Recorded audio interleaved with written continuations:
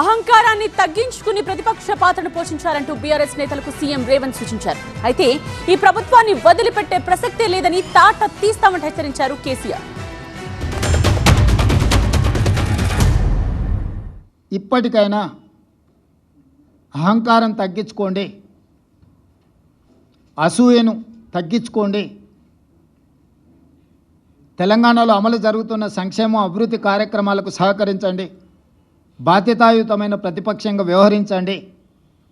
అంతే తప్ప మీ అసూయలతో, మీ ద్వేషంతో తెలంగాణ రాష్ట్రానికి నష్టం జరిగే విధంగా మీరు మాట్లాడకండి.